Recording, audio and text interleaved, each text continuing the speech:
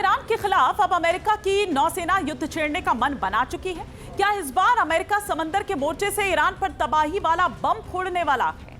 उससे भी बड़ा सवाल है कि क्या इस बार ईरान के सपोर्ट में चीन भी जंग में खुलकर उतर सकता है? क्योंकि हॉर्मुज़ स्ट्रेट में अमेरिका ने नाकेबंदी की तो इससे अमेरिका और चीन के बीच तनातनी बढ़ गई। चीन की तरफ से अमेरिका को चेतावनी दी गई है कि अगर उसके तेल टैंकर्स को निशाना बनाया गया तो जवाबी कार्रवाई करेगा।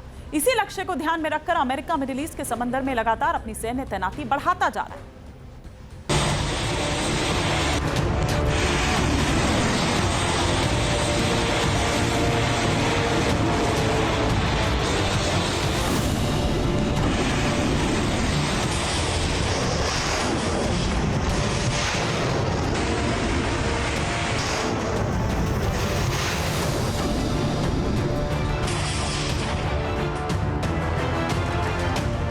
क्या मिडिल ईस्ट के समंदर में जंग का काउंटडाउन शुरू हो चुका है?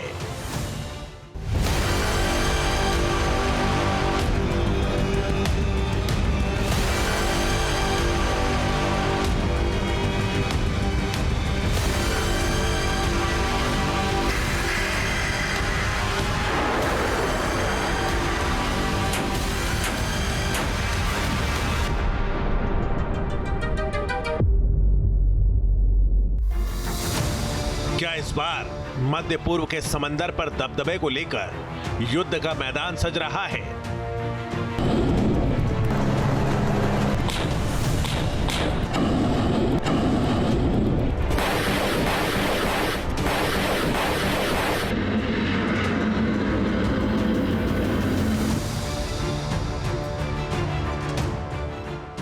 क्या ईरान को लेकर अब अमेरिका और चीन के बीच सीधी जंग का खतरा बढ़ रहा है?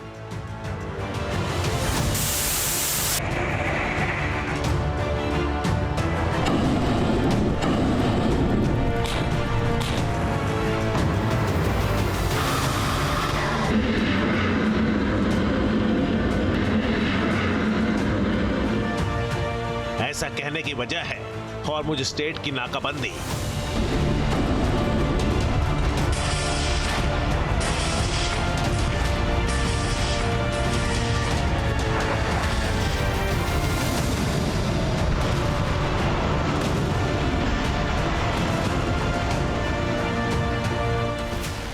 एक तरफ ईरान ने जंग के बीच हॉर्मुज़ को हथियार बनाया, तेल और गैस की सप्लाई रोककर पूरी दुनिया को हिलाकर रख दिया, तो अब अमेरिका ईरान को तबाह करने के लिए 40 दिन की जंग के बाद हॉर्मुज़ पर कब्जा करने का जाल बिछा रहा है।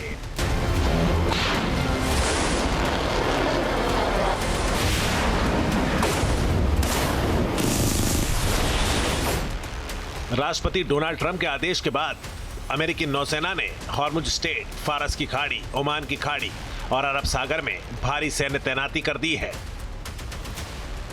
अमेरिका ने दावा किया है कि उसने 16 से ज्यादा युद्धपोत उतार दिए हैं। अमेरिकी सेंटकॉम के मुताबिक अमेरिकी नेवी का aircraft carrier USS Abraham Lincoln, USS Tripoli, USS Boxer, USS Peterson और यूएसएस माइकल मर्फी इस वक्त मध्य पूर्व के समंदर में दुश्मन के खिलाफ सीना तान कर खड़े हैं।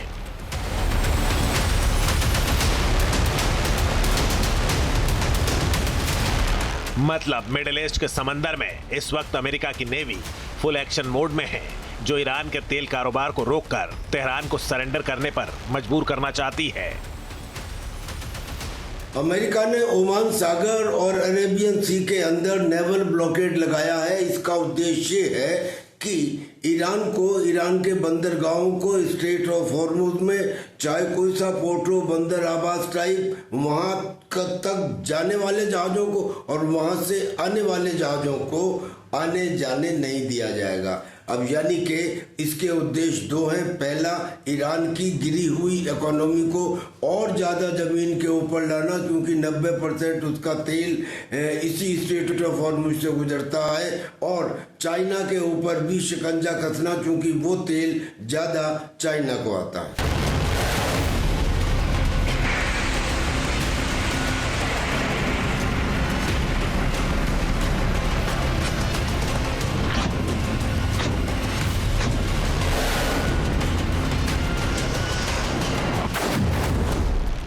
अमेरिका ने अगर ईरान से चीन जाने वाले तेल की सप्लाई को रोकने की कोशिश की तो बीजिंग के साथ सीधी जंग में उतरने का खतरा बढ़ सकता है, क्योंकि हॉर्मुज स्ट्रेट ही वो गलियारा है जहां से ईरान का क्रूड ऑयल चीन पहुंचता है। हॉर्मुज को लेकर चीन के साथ टकराव हो सकता है, ये बात अमेरिका भी जानता है। इसलिए अमेरिका लगातार मध्य पूर्व के समंदर में अपने युद्धपोत भेज रहा है। मिडिल ईस्ट में अमेरिका ने जिन युद्धपोतों का चक्रव्यूह रचा है वो इतने शक्तिशाली है कि अपने दम पर युद्ध का नक्शा बदल सकते हैं। यूएसएस अब्राहम लिंकन अमेरिकी नौसेना का 5वां निमित्ज क्लास का एयरक्राफ्ट कैरियर है। ये परमाणु ऊर्जा से चलने वाला एयरक्राफ्ट कैरियर है। यूएसएस अब्राहम लिंकन पर ही अकेले 80 से ज्यादा लड़ाकू विमान और अटैक हेलीकॉप्टर 24 घंटे तैनात रहते हैं। इस पोत पर F-18 सुपर हॉर्नेट लड़ाकू विमान, EA-18G ग्राउलर, 5वीं पीढ़ी का फाइटर जेट F-35 और MS-60R हेलीकॉप्टर तैनात है। सैकड़ों टॉमहॉक मिसाइलें और 8000 सैनिक इस पर तैनात रहते हैं।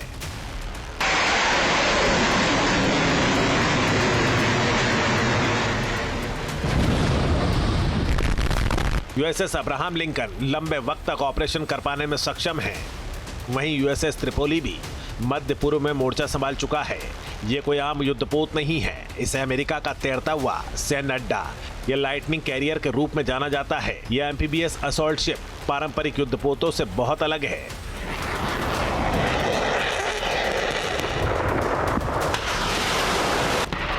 इसकी ताकत की बात करें तो ये आधुनिक एम्फीबियस असॉल्ट शिप है। इसकी लंबाई करीब 844 फीट है। इसका फुल लोड डिस्प्लेसमेंट 45,000 से 50,000 टन है। सबसे बड़ी ताकत इसका एविएशन विंग है।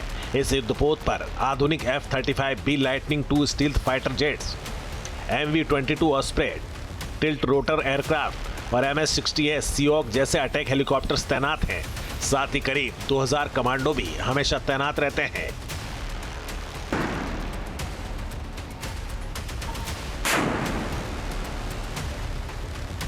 अमेरिका की यह तैयारी बता रही है कि वो मिडिल ईस्ट का मोर्चा इतनी आसानी से छोड़ने वाला नहीं है। अमेरिका के पूरी दुनिया में करीब 800 बेसिस हैं, मिलिट्री बेसिस, उसमें से ज़्यादातर नेवल बेसिस हैं और इसमें इनके पास करीब 11 एयरक्राफ्ट कैरियर हैं, जिसमें से ज़्यादातर न्यूक्लियर पावर्ड हैं और इनके पास करीब 400 से ज़्यादा वारशिप्स हैं, कॉम्बैट वारशिप्स हैं और करीब 3 लाख से ज़्यादा इनके मैरिनर्स हैं, ट्रूप्स हैं। करीब 4000 से ज़्यादा एविएशन कॉम्बैट एयरक्राफ्ट भी हैं।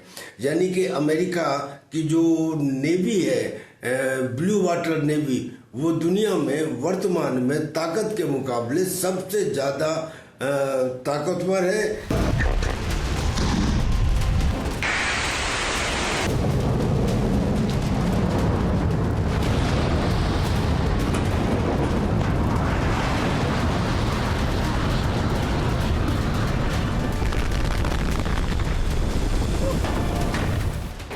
चालीस दिन की जंग में अमेरिका की वायुसेना ने अपनी ताकत दिखाई और ईरान में काफी तबाही मचाई।